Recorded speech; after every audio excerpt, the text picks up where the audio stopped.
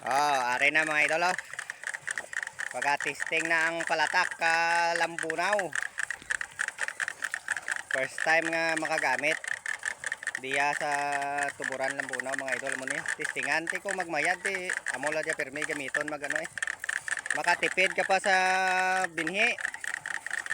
Kay ang mga nakauna kuno tanom ka dia 25 kilos lang sa isa ka hektarya. Makaminos ka pa mga idol sa binhi kag sa tao Kay kag mas okay dyan mga idol sa mga gauran-uran. Ay ang agi na daw matabunan bilat na mga idol. Kag hindi makaang pispis.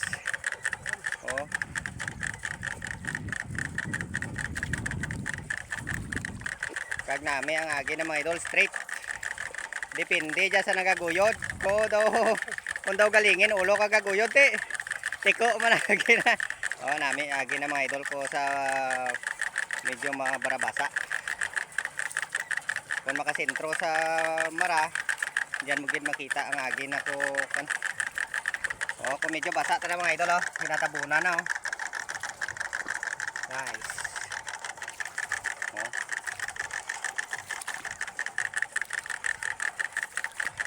Namo na para yo. Diretso. Wala namon gid palabay ra sa traktor kay gamay ang labay nagabuklod. Okay ra dyan, nakapaway din ang lupa.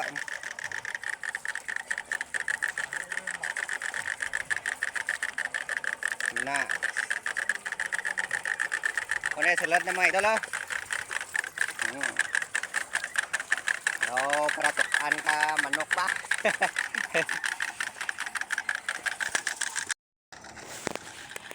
Sige goyod ni Idol Jerry mga idol.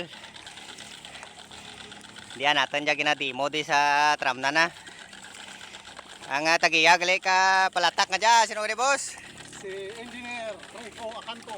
Engineer Rico Acanto. Kinbakal na dyan mga idol. Di na dyan kinbakal? Sa Bunggabong, Palawa, Oriental Mindoro. Bunggabong, Oriental Mindoro. Shout out ni John dyan mga kaparmer. Diyang isa nyo ka unit nagabirada di sa Lambunaw. Kag mayad ko ma-post namon dya kag makita man kaiba kag ang mga nakagamit doon. Kundi may maka-comment dyan kung ano mayad. Nga mayad gid lang paggamit. Kung may dyan kisa nga hindi pwede sa medyo mara, dapat medyo basa.